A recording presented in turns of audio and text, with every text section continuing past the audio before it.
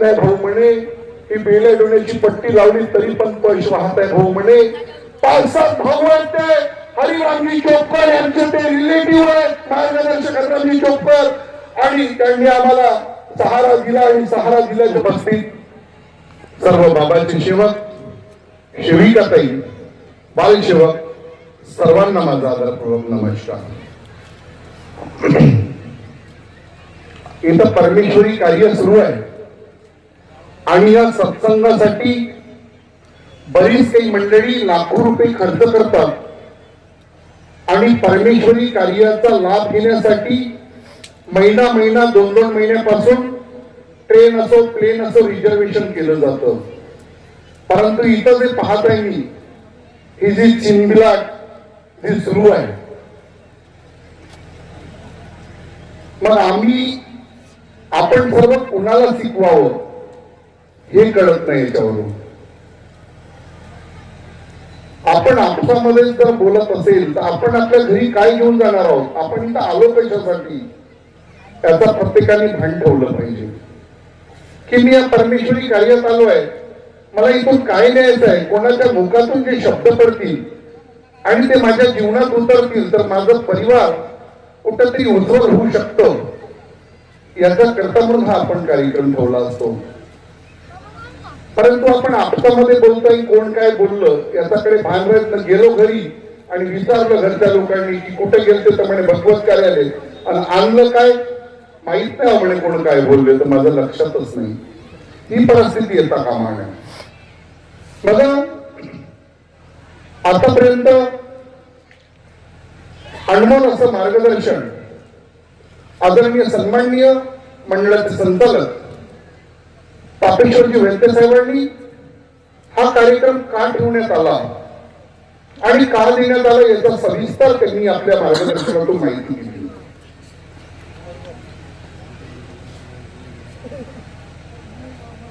हा कार्यक्रम आता लगेचच 3 फरवरीला बेळगाव येथे सुद्धा कार्यक्रम देण्यात आलेला आहे. आणि काटेकर साहेबांचा विचार झाला होता की आपण सामूहिकतेचं सेवक संमेलन घडवावं. परंतु साहेबांनी मला बोलवलं आणि बोलवून एक मंडळाचं संचालक केल्यानंतर आपण त्याला भव्य रूपांतर दिलं. परंतु लक्षात असं आलं की पाचगाव येथील मार्गदर्शक यांची खूप हाक होती की आम्हाला कार्यक्रमच हवा आहे, आमच्याकडे पैसे उरू नये आणि या कार्यक्रम आम्हाला घडवायचा आहे. त्यावरती मी मंडळाच्या संपूर्ण पदाधिकाऱ्यांच्या समोर ही बाब मांडली आणि वैद्य साहेबांना सुद्धा, तापेश्वरजी वैद्य साहेबांना सुद्धा कळलं की नाही, या क्षेत्रामध्ये जी अंधश्रद्धा फैललेली आहे, बाबांनी सांगितलं की या मार्गाला काठी नाही, हा मार्ग चांगला आहे, 4 तत्व 3 शब्द 5 नियमाचा वापर करा आणि या मार्गाने तुम्ही चाला असं बाबांनी सांगितलं. परंतु आमच्यातीलच काही लोक सुंदर असा मार्ग सोडून बाबाच्या दिलेल्या शब्दाच्या आदेशाप्रमाणे दिलेला मार्ग बाबांनी तो सोडून काटेकोर मार्ग काही लोकांनी पकडला आणि तो काटेकोर मार्ग पकडून त्याला वाव देण्याचे कार्य काही लोकांनी केले. आणि त्याच्याकरिता म्हणून काही लोक, आमच्यातीलही काही लोक त्यांना सहकार्य करतात आणि म्हणून हा कार्यक्रम ठेवण्याचं आम्ही नियोजन केलं. तत्पश्चात मदनकर साहेब असताना मला वाटते मी 2019 मध्ये मला साहेबांनी कार्यक्रम दिलं होतं, त्यातून काही परिवर्तन असं दिसून आलं नाही. आणि तीच बाब डोक्यात घेताना मी म्हटलं नाही, जे कार्यक्रम आहे हे 30 तारखेचं हे त्याच तालुक्यात व्हायला पाहिजे की जिथं अंधश्रद्धा फैलली आहे, आणि म्हणून हा कार्यक्रम देण्यात आलेला आहे. तर ही प्रत्येकाची जिम्मेदारी आहे. प्रत्येकाने कान खोलून ऐकून घ्या की तुम्हाला जे कोणी तुमचे रिश्तेदार असतील, तुमचे रिलेटिव्ह असतील, माझे रिलेटिव्ह असतील, मंचकावरती असणाऱ्यांचे रिलेटिव्ह असतील, की बाबांनी सांगितलेला मार्ग सोडून दुसऱ्या काटेकोर मार्गाने जे गेले त्यांना एका एकाला हात धरून आणण्याचे कार्य तुम्ही करायला पाहिजे आणि त्याची जिम्मेदारी या मंचकाची आणि माझी सुद्धा आहे. बाबांनी अहोरात्र कष्ट केलं. आम्ही बाबांना शरीर रूपानं बघितलं नाही, परंतु त्यांचे कार्य आजही या मंचकावर दाखवत आहे आणि ते दिसत आहे. बाबांनी तुमच्यासाठी माझ्यासाठी प्रत्येक मानवाला हा मानव दुःखातून आला आणि साहेबांनी सांगितलं की 12 घाटचं पाणी पिलेला माणूस या मार्गात आला आणि तुम्ही ना मी आपण एकामेकाला शिकवू शकत नाही, परंतु बाबाचे गुण, भगवंताचे गुण, बाबांनी दिलेली दिशा, ती दिशा आपण सांगू शकतोय आणि ते पण निस्वार्थपणे. आणि ते कार्य आपल्याला प्रत्येकालाच करायचे. आपल्याला कुणावर हवी नाही व्हायचंय. तो जो काटेकोर मार्गाने जो व्यक्ती गेला तो चुकून गेलेला आहे. मी पाहिलेला आहे. कावडली काय आणि काटे काय, ज्याप्रमाणे एखाद्यावरती दुःख आलं आणि दुःख आल्यानंतर त्याचा एखादा रिलेटिव्ह मिळाला आणि मग तो सांगतोय अरे नाही नाही नाही नाही अमुक अमुक नाही का मोहाळी शकीचं त्याच्याकडे चालले झालं कार्य घेऊन घे. त्याला बिचारायला अही माहित नाही, यज्ञही माहित नाही, साथ नाही की या शाखेत काय आहे काय नाही, आणि तो कार्य घेऊन घेतोय विचारा, त्याची काही चुकी नाही. परंतु आता आमची जबाबदारी आहे की त्यांची समजूत काढणं हे प्रत्येकाचं कर्तव्य आहे आणि ते कर्तव्य आपण बजावलं पाहिजे, तरच बाबाचे कार्य केल्यासारखे होतील असं मला तरी वाटतंय. आणि बघा, हा मानव, प्रत्येक मानव या मार्गावर आलेला दुःखी आणि कष्टी मानव आलेला आहे. अगदी त्याचप्रमाणे आमचे सुद्धा या मार्गात प्रवेश झालेला आहे. मला आपण शांत बसावे ताई, मी मंचकावर बोलले, लक्षात घ्या. माझं वयाचं 4-5 वर्षाचा होतो. मला वाटते ते वर्ष 1983 किंवा 84 असावं. माझ्या निवासस्थानामध्ये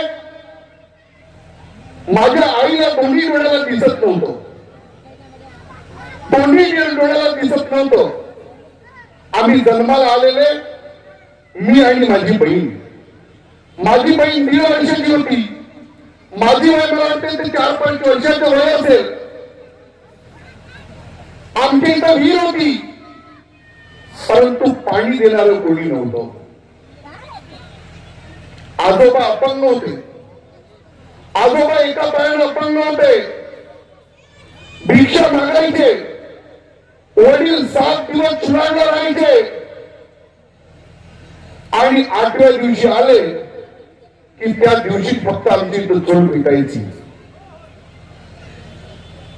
आणि त्या दिवशी मंगळवारला जी चूल भेटली की तीच बुधवारला सकाळला पेटायची. अजून सायकल घेतली दाजीने की वडील माझे चुलाडला जायचे, 7 दिवस तिकडे राहायचे. शनिवारच्या दिवशी कण्या किंवा तांदूळ पाठवायचे. आईला दिसत नव्हतं, आजोबा अपंग होते, मांडणार कोण प्रश्न होतो. वडिलांनी ज्या दिवशी आजोबाची, आईची आणि माझ्या बहिणीची माझी आंघोळ करून दिली, त्याच्या व्यतिरिक्त 7 दिवस पाणी लागत नव्हतं. आईला मला गंध घेऊन जर विहिरीवर जर पाठवलं तर गंध फेकून दिला जाईल. काही लोक पाणी द्यायचे तर काही लोक तिरस्कार करायचे. कारण वार्डातली परिस्थिती इतकी वाईट होती आमची. आमच्याकडे लोकांचं पाहण्याचं दृष्टिकोन दारिद्र्याचं होतं आणि खरंच तसंच होतं. ते 7 दिवसात ते जे कपडे घातले तेच कपडे अंगी होते. अशी परिस्थिती होती. अशी परिस्थिती असताना वडील मंगळवारच्या दिवशी तुमच्याला आले आणि आल्याच्या नंतर वडिलांनी दारू पाणी पेली, बाजारात दुकान लावली, रात्रीला मांस मासवडी घेतली, रात्रीचं स्वयंपाक केलं आणि त्या नशेच्या तालामध्ये आलेल्या बाईला म्हणजे माझ्या आई बरोबर काय वाद घातला हे मला ठाऊक नाही. आणि एवढं मोठं वातावरण बिघडलं की वडिलांनी आईला खूप मारलं, खूप मारलं. मला तरी वाटत नाही की त्या दिवशी अन्न माझ्या पोटात पडलं असेल. आम्हाला ते आठवतही नाही की आम्ही जवळ असेल तो दिवस. सकाळ झाली वडिलांनी सायकल घेतली आणि चुलांना निघून गेले. आमची आंघोळ वगैरे घातली, जेवण वगैरे चाललं आणि पकडली सायकल अजून निघून गेली.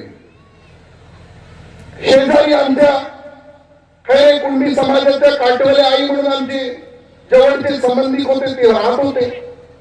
त्यांनी सांगितलं, बाई म्हणे तुमच्या इथं असं वातावरण आहे, तुझ्या खाक्याला एवढं मोठं फेम झालंय, तुझं पंच वाहता डोळी डोळ्याला दिसत नाही म्हणे. परसवाडा गाव आहे, देवाडी परसवाडा, तिथे म्हणे आकत लावली जाते आणि त्या आपटेवर म्हणे हा ठोका आहे बाई म्हणे, ठोका सुधरवला जाईल बाई म्हणे.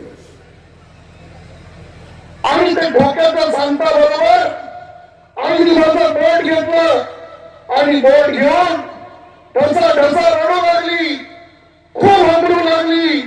आणि हमरू आई रेल्वे क्रॉसिंग आम्ही क्रॉस केलं तुमचं, आणि त्यावेळेला मकान एकही नव्हतं आणि रस्त्याला दोन्ही साईडला झाडा झुडपी, त्यावेळेला टांगा चालायचं, फोर व्हीलर ऑटो वगैरे नव्हते. अशा परिस्थितीमध्ये आईच्या मनामध्ये विचार आला की आपण आपल्या मुलांची सेवा करू शकत नाही, आपल्या मुलांची नाही, आपल्या पती परमेश्वराची सेवा करू शकत नाही, आपल्या सासऱ्याची सेवा करू शकत नाही, डोळ्याने मी पाहू शकत नाही. मग आपण एखाद्या विहिरीचा सहारा मागावं पोराच्या जरियेनं आणि आपल्या दोन्ही मुलांना ढकलून द्यावं आणि स्वतःचही प्राण घ्यावं, असं आईच्या मनामध्ये निर्धार झाला. आई तगादा लावला, इतका तगादा लावला, आई रसा रडू लागली आणि रडता एकच हात तिच्या मनामध्ये होती, बेटा नंद्या, अरे तहान लागली मा, अरे तुम्हाला तहान लागली का, अरे तुझ्या बहिणीला तहान लागली असेल बेटा, अरे पाण्याची गरज आहे मा, अरे पाणी लागत आहे, तुझ्या बहिणीला तहान लागली असेल. बहीण सुद्धा रडायची, खूप रडायची. मला आई पाळायची रस्त्याने खिंतत जायची, मी पळत जायचो. इतकं की आम्हाला सकाळला मला वाटते ते 10 मिनिटाचं वेळ होतं, परत ते तुमचं डिस्टन्स मला वाटते 6-7 किलोमीटरचं होतं. परंतु आईने मला पकडत जायची, खिंतत जायची, बेटा तहान लागली माझ्या, अरे मला पाण्याची गरज आहे.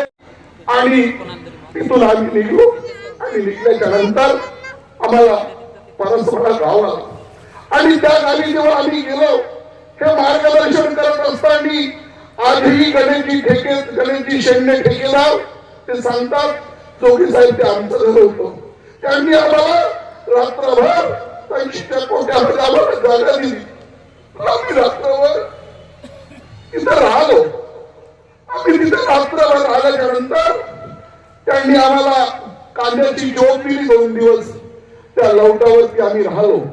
2 दिवस आम्ही काढले आणि 2 दिवस काढल्याच्या नंतर वडिलांना माहित पडलं की तुमच्या निवासस्थानामध्ये तुमचे वडील लंगडे आहेत, बाकी कुणीच नाही, तुमचे मुलगा आणि तुमची पत्नी घरी नाही, असं माहीत होता. बरोबर वडिलांनी चुलावरून पूर्ण एरिया फिरलं आणि फिरल्याच्या नंतर परसवाड्याला आले आणि परसवाड्याला आल्याच्या नंतर त्यांनी आम्हाला घरी आणलं आणि घरी आणल्याच्या नंतर आम्ही चौफेर आमच्या शेजारी सर्व गाव अंडातील आया बाया घोडा झाल्या.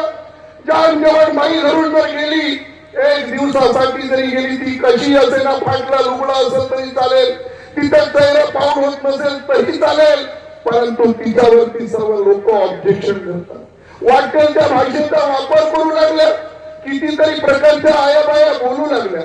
परंतु आमच्या शेजारी वडिलाची मामी राहत असे, तिला मुलं बाळ नव्हते, तिचं वय लगभग मला वाटते 70-72 वर्षाचं वय होतं आणि ती आमच्या घरा शेजारी राहायची. तिला मुलं बाळ नव्हते, ती माझ्यावरती खूप प्रेम करायची. आणि झालं काय, आजीनं ते सर्व दृष्टांत पाहिलं आणि पाहिल्याच्या नंतर तिथून रागाच्या भरमी माझं बोर्ड घेतलं आणि बोर्ड घेऊन येलोरा पेपर मिल पाशी नवे गाव आहे, ती पण बांगड्याचा व्यवसाय करायची. तिच्या गळ्याला एवढे मोठं बेंड होतं, पैश वाहत होतं, गेल्या डोळ्याची पट्टी लावली होती. तिनं मला नवे गावला नेलं. आम्ही टिकारामजी उईके मार्गदर्शक त्यांच्या दिवाळस्थानामध्ये आम्ही रात्र काढली. त्यांनी विचारलं आजीला माझ्या, त्यावेळेला आपुलकी होती, प्रेम होतं. गाव खेड्यामध्ये कोणताही धंदेवाला असं धंदा करायला जर गेलं त्याच्याशी माया लावली जायची, त्याला भोजन द्यायचे, त्याला राहण्याची सुविधा द्यायची, असं ते त्यावेळेचं वातावरण होतं. त्यांनी आम्हाला रोखलं आणि रोखलं आणि रोखल्यानंतर त्यांनी विचारलं, बाई म्हणे हे काय झालं बाई म्हणे, गळ्यातून पैश वाहत आहे बाई म्हणे. माहित नाही भाऊ म्हणे, ही बेल्या डोण्याची पट्टी लावली तरी पण पैश वाहत आहे भाऊ म्हणे. 5-7 भाऊ आहेत ते हरिरामजी चोपकर यांचे ते रिलेटिव्ह आहेत, मार्गदर्शक हरिरामजी चोपकर. आणि त्यांनी आम्हाला सहारा दिला आणि सहारा दिल्याच्या नंतर त्यांनी विचारलं, म्हणे बाई म्हणे खंबाटा इथं हॉस्पिटल आहे, उद्याला म्हणे आपण जाऊया तिथं ट्रीटमेंट करूया. मार्गदर्शक साहेबांनी आपल्या जेबातल्या पैशांनी आमचा इलाज केला तिथं आजीचा. आणि तिथं माहित पडलं की आजीला कॅन्सर आहे. कॅन्सर आहे माहित पडताच घरी आणलं. 5-6 रेल्वेचे कर्मचारी ते भाऊ बसले, रात्रीचा वेळ होता आणि विचार केलं, सांगितलं आजीला, बाई म्हणे आमचा एक परमात्मा एक मार्ग आहे बाई म्हणे, आमच्याच देवस्थानाची अगरबत्ती आणि कापूर लाव बाई म्हणे, मोठे मोठे दुःख या मानव धर्मात दूर होतात बाई म्हणे, फक्त तू आपल्या भगवंतासमोर माझ्या भगवंतासमोर शब्द ठेव म्हणे, हे तुझे मोठे मोठे दुःख दूर झाल्याशिवाय राहणार नाही म्हणे. आजीनं तेच केलं. आजीनं विचार केला की हे माझ्या सुनेला 2 लहान मुलं आहे, त्यांचं भवितव्य काय होईल माझ्या गेल्याच्या नंतर. आणि हे लोक म्हणतात की एका अगरबत्तीमध्ये एका कापरामध्ये दुःख दूर होतं, तर मी माझ्यासाठी योग न मागता मी माझ्या सुनेसाठी योग मागतो, असं माझ्या आजीनं निर्धार केला. माझ्या आजीने माझ्या आईसाठी योग मागितला. माझी आजी टिकारामजी उईके यांच्या निवासस्थानात स्वर्गवासी झाली आणि माझ्या आईला तुमसरला डोळे आले. कसा हा मार्ग, किती अनमोल असा मार्ग. काय दिलं आम्ही बाबाला, काय दिलं त्या मार्गदर्शकाच्या घरची अगरबत्ती, त्याचा घरचाच कापूर. आम्हाला एकाना रुपयाही लागलाच नाही. त्यावेळेला 5 पैसे त्याला तिथे 5 पैसेही दिले नाही. आणि निव्वळ शब्दावर भगवंतानं दोन्ही डोळे खोलले. आजही माझी आई जिवंत आहे आणि इथं काही लोकांनी पाहिलं ते माझ्या आईला, तेही लोक इथं साक्षी आहे. कसा आमचा मार्ग, आम्ही ह्या मार्गात असून